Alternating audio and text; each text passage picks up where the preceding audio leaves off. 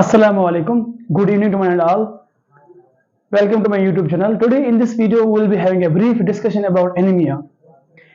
Before we move into the proceedings, let me tell you about the last topic in which we have discussed about the congestive heart failure. अगर आप लोगों ने video अभी तक नहीं देखा होगा तो आप लोग वीडियो देख सकते हो, उसके अंदर इंफॉर्मेशन आप हासिल कर सकते हो, ठीक है। अगर कोई भी डाउट होगा आप लोग कमेंट सेक्शन में डाउट मुझे पूछ सकते हो and I will try to clarify the doubts. Okay, so without wasting time let's start today's class. Okay, so as we are going to discuss about the anemia, first and foremost let me introduce about the anemia. Okay, see what is the prevalence and what is the incidence of this anemia. According to the World Health Organization report, you can say according to the statistical data which has been collected by the World Health Organizations, what they have said that among out of the 5 maternal deaths, 1 death is specifically caused due to the anemia. यानी अगर 5 pregnant mother होती है ना, अगर वो मर जाते हैं, अगर डेथ होता है उनका, तो उनमें से एक मदर ऐसा भी होगा जिसका मरने का काज क्या हो सकता है, यानी कारण हो सकता है एनीमिया. कोई भी एनीमिया हो सकता है, चाहे वो पर्निशियस एनीमिया हो, चाहे वो मेगालोब्लास्टिक एनीमिया हो, आयरन डेफिशिएंसी एनीमिया हो, हिमोलाइटिक एनीमिया हो, थैलेसीमिया हो, सिकल सेल एनीमिया हो, व्हाटएवर इट इज, तो उसकी वजह से उसका डेथ हो सकता है. और next one is this the most leading cause of death, that is means it will be having a high morbidity as well as mortality rate, यानी डेथ रेट भी हाई हो जाएगा इसकी वजह से और डिजीज रेट भी ज्यादा, क्योंकि ये जो अगर ब्लड डिसऑर्डर है ना, इसकी वजह से दूसरे ऑर्गन भी अफेक्ट हो सकते हैं, ठीक है ना. It can cause many several pathological conditions of your body. Understanding? Now next one is this anemia. It can affect both sexes, females also, males also, but among the people what we can say that adolescent girls and pregnant mothers, pregnant women, they are more susceptible to get this condition. Understanding? Okay, if we are talking about the menstruation girl, if you are talking about the adolescent girls, okay, who will be having the menstruations, menstrual periods, okay, what happens in these, if they will be having any kind of this anemia, okay, any kind of this malformation of the RBCs, we can say when there is the immature formation of the RBCs, they may lose enormous amount of blood, ठीक है ना, through their periods. Okay, so they may lack the anemia and sometimes it may also lead to the other pathological conditions. Okay, sometimes it may be the hormonal balance, but most abundant cause may be always due to the loss of RBCs, which may affect certain other medical conditions. Okay, now next one is about definition, how we can define this anemia. Before defining this anemia, let me split this anemia into two, an and emia. What is an? An means without. Understanding? अगर हम बोलते हैं an का मतलब होता है without, and emia means blood, we can say blood, RBC, hematocrit, or we can say hemoglobin. Okay, first thing let me tell you about this RBC, hematocrit, hemoglobin. You should not get confused. Okay, so this hematocrit is mainly a portion of RBCs, okay, which is present in the whole blood. यानी अगर हम hematocrit test करते हैं ना, उसमें हम देखते हैं कि लेवल ऑफ RBC, ठीक है ना, इन द होल ब्लड, यानी पूरे ब्लड के अंदर कितना RBC प्रेजेंट है, ठीक है ना, उसको हम बोलते हैं hematocrit test. And RBC means erythrocytes, पूरी whole RBC cells. Next one is the HB. HB का मतलब होता है हीमोग्लोबिन, यानी इसके अंदर होता है मेनली एक पिगमेंट, ब्लड के अंदर होता है एक पिगमेंट जिसको हम बोलते हैं हीमोग्लोबिन. इन हीमोग्लोबिन के अंदर ही होता है एक्चुअली आयरन. अंडरस्टैंडिंग? हीमोग्लोबिन के अंदर होता है आयरन, जो मिनरल होता है उसके अंदर, ठीक है ना, जो हमको मेनली हेल्प करता है किसमें, ब्लड क्लॉटिंग में. समझ आ रहा है? So we can say RBCs are also called as erythrocytes and hematocrit is a test, okay, which will be revealing you what are the levels of the RBC in the whole blood. ये total mass कितना होता है RBC का पूरे blood के अंदर. And HB means hemoglobin means that it is a protein which will be containing the iron, यानी iron containing protein, that is known as hemoglobin. Okay, now let me define this condition. Okay, so according to the WHO, World Health Organization, they have defined this anemia in this way. Okay, anemia, an means without and emia means blood. It is a condition, it is a condition in which there is a destruction, loss, decrease. देखो destruction, loss और decrease का मतलब same ही होता है. Destruction का मतलब होता है, ठीक है ना, कम हो जाना, ठीक है ना, या उनमें से क्या हो सकता है, कोई डिसऑर्डर की वजह से, ठीक है ना, वो उनका लॉस होना या उनका कम होना या उनका डैमेज होना, ठीक है. लॉस मीनस पता है आपको, एंड डिक्रीज मीनस कम होना, ठीक है.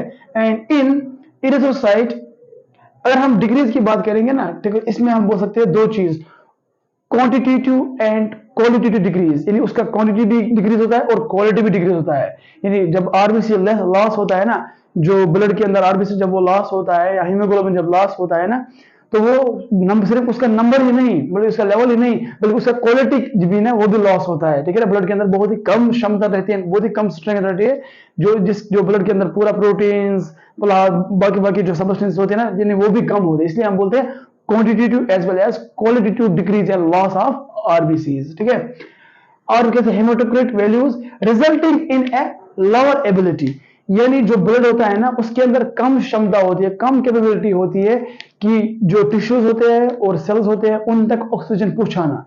क्योंकि आपको पता ही है कि जो ब्लड है ना उसके थ्रू ही हमारे बॉडी सेल्स और टिश्यूज में न्यूट्रिएंट और ऑक्सीजन पहुंचता है, और जिसकी वजह से वो अच्छे से काम करता है। तो हम ये भी बोल सकते हैं ना, अगर ब्लड के अंदर बहुत ही कम ऑक्सीजन है, ठीक है ना, या ब्लड आपके बॉडी के अंदर ब्लड कम है, तो इसके अंदर ऑब्वियसली कम ऑक्सीजन ही होगा और या न्यूट्रिएंट भी कम ही हो जाएंगे, तो जिसकी वजह से जो टिश्यूज है ना, टिश्यू लॉस, टिश्यू डेथ हो सकता है, हाइपोक्सिया हो सकता है, डिस्कलरेशन ऑफ स्किन हो सकता है, ये सिम्टम भी हो सकते हैं। ठीक है ना, due to the anaemia. Now next thing is the normal values. अगर हम देखेंगे मेल में कितना है, फीमेल में कितना है, adult female, adult mail, and जो होता है इन्फेंट या वी कैन से जो होता है न्यूबॉर्न, उसके अंदर कितना है।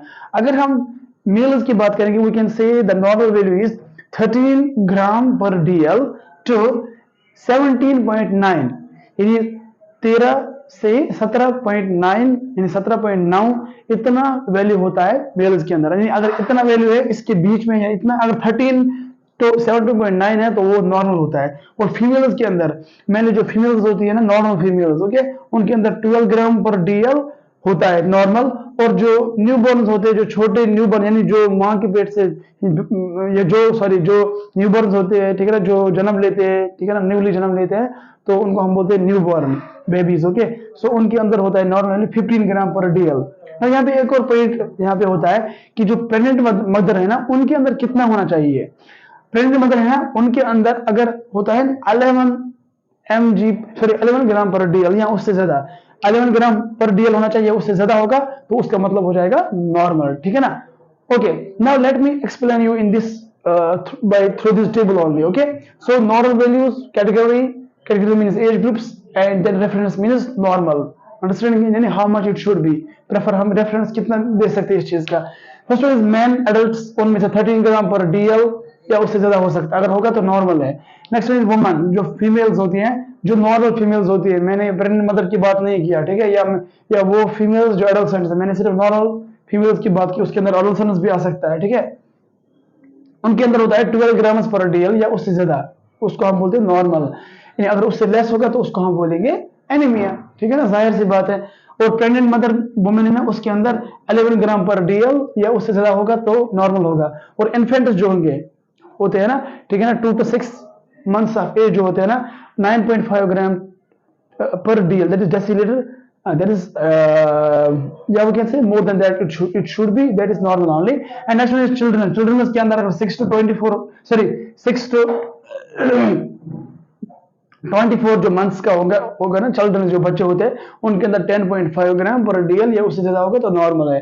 और 2 years जो बच्चे 2 साल से 11 साल तक होंगे, उनके अंदर अगर 11.5 है या उससे ज्यादा है तो वो नॉर्मल है। Last one is 12 years to 18 years, जो 12 से 18 साल के बच्चे होते हैं, ठीक है ना, तो उनके अंदर मेनली क्या होता है, अगर जो हीमोग्लोबिन का लेवल 12 ग्राम या उससे ज्यादा होगा पर डीएल, तो उसकी वजह से क्या, उसका मतलब क्या हो सकता है, वो नॉर्मल हो सकता है। Now the next thing is classification of this anaemia. Okay, how we can classify this anaemia. Okay, there are mainly broad 2 classification. First one is on the basis of etiology, that is cause, and second one is on the basis of morphology. Okay, so what is morphology? Mainly on the basis of size, structure, and shape of the RBCs. Yeah, we can say growth of RBCs. Understanding? Yeah, we can say their level, or we can say their value. According to their value only, or according to their shape and size, we are going to classify according to morphology. Okay, so first one is mainly on the basis of causes. Okay, अगर हम causes की बात करेंगे, so there are mainly 3 main categories which will be coming under the causes, or you can say on the basis of causes. First one is blood loss. Okay. So अगर खून loss होता है, blood loss होता है, चाहे वो haemorrhage हो, चाहे वो इंटरनल ब्लीडिंग हो, चाहे वो प्रेगनेंसी के दौरान हो, चाहे वो मेंस्ट्रुएशन के दौरान हो, कहीं पर भी, कहां पर भी, कोई भी कंडीशन में, ठीक है, तो वो मेनली बन सकता है वजह, ठीक है। Next one is the इनएडिक्वेट production of the normal blood cells. जो ब्लड सेल्स होती है वो मेनली प्रोड्यूस होते हैं बोन मैरो से, ठीक है। तो अगर वहां से अच्छे से प्रोड्यूस नहीं हो रहे हैं, अगर वहां से अच्छे से नहीं फॉर्म हो रहे हैं, वहां से नहीं बन रहे हैं ब्लड सेल्स, तो अगर उसमें उस सिस्टम में कोई प्रॉब्लम है तो उसकी वजह से भी हो सकता है, ठीक है। Next one is the excessive destruction of the blood cells.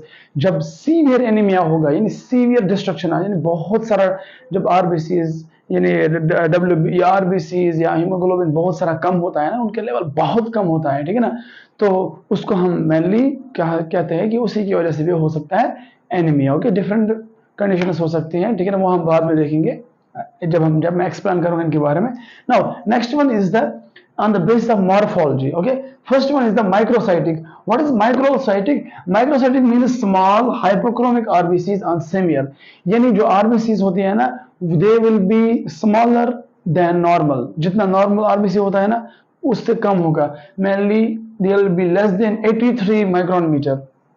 Understanding, यानी 83 माइक्रोमीटर से जब सेल का जो शेप वो कम हो जाएगा, उससे साइज कम होगा, तो उनकी वजह से भी प्रॉब्लम हो सकता है। Okay, next is the normocytic. Normocytic क्या होता है? इसमें मेनली जो आरबीसी है वो ठीक से बनेगा, लेकिन क्या होगा, उनका जो स्ट्रक्चर वो ठीक से ही होता है, ठीक है, उनका स्ट्रक्चर 80 to 100 हो सकता है, लेकिन फिर भी वो लॉस हो सकता है। उनकी वजह से अगर कोई प्रॉब्लम हो सकता है तो उसको हम मेनली बोल सकते हैं normocytic anaemia. Okay, next one is the macro, ठीक है ना। माइक्रो का मतलब था small, normal means normal, normal RBC जब वहां पे बनती है, ठीक है ना, मे बी नॉर्मल आरबीसी बनने के बाद, ठीक है ना, वहां पे कुछ प्रॉब्लम होती है, ठीक है। जैसे मैंने फॉर एग्जांपल मैं आपको बताऊंगा, फॉर एग्जांपल अगर कोई एनीमिया है, ठीक है, for example if you can say megaloblastic anaemia is one type, तो उसमें मेनली जो आरबीसी जब वो बनती है तो वो इमेच्योर होती है, ठीक है, तो वो मेनली पहले नॉर्मल होगा, लेकिन उसके बाद उनका शेप साइज चेंज होगा, ठीक है ना, मॉर्फोलॉजिकली।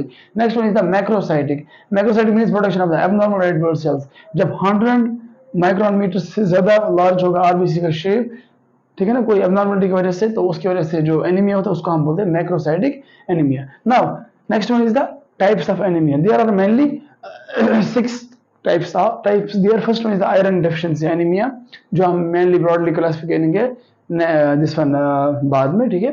तो आयरन डिफिशिएंसी एनीमिया का मतलब होता है कि जब आपके ब्लड में, यानी आपकी बॉडी अच्छे से आयरन उसको नहीं मिलता है, अच्छे से आयरन कंज्यूम नहीं करता है, ठीक है। Next one is the megaloblastic anaemia, ठीक है, ये मैंने आपको पहले ही बोला, मेगालोब्लास्टिक एनीमिया मेनली कॉज होता है जब इमेच्योर आरबीसीज बनते हैं, ठीक है ना, या वी कैन से आल्सो अगर कैंसर भी होगा, जो कैंसर सेल्स होंगे वहां पे, उसकी वजह से भी यानी फिर वो कैंसर में भी चेंज हो सकता है, ठीक है। यानी कैंसर का मतलब ही होता है कि abnormal cell growth and proliferation. Next one is the pernicious anaemia, ठीक है, ये भी हम बाद में डिस्कस करेंगे explanatory. Next one is the haemorrhage, ठीक है ना, जब ब्लड अच्छे आपकी बॉडी से लॉस होता है, चाहे वो सेरेब्रोवास्कुलर एक्सीडेंट हो, चाहे वो ठीक है ना एक्सटर्नल एक्सीडेंट्स होता है, फिजिकल इंजरीज, सुसाइड, या कोई भी मर्डर है, कुछ भी जहाँ पे होता है जिसकी वजह से ब्लड लॉस होता है, या चाहे हम बोल सकते हैं मेंस्ट्रुएशन के दौरान, प्रेगनेंसी के दौरान, या सर्जरी करते वक्त जितना भी ब्लड लॉस होता है, हो सकता है उसकी वजह से भी होता है ये हेमोरेजिक एनीमिया, ठीक है। नेक्स्ट होता है हीमोलाइटिक। हीमो का मतलब होता है blood, lytic means break down, यानी या कैसे लॉस। तो उसके अंदर मेनली 2 आता है, एक होता है थैलेसीमिया और सिकल सेल एनीमिया, ये भी हम बाद में अच्छे से डिस्कस करेंगे। Last one is the epileptic anaemia, ठीक है ना। तो आज की इस वीडियो में हम इतना ही डिस्कस करते हैं, तो दीजिए इजाजत, अल्लाह हाफिज, अस्सलाम वालेकुम।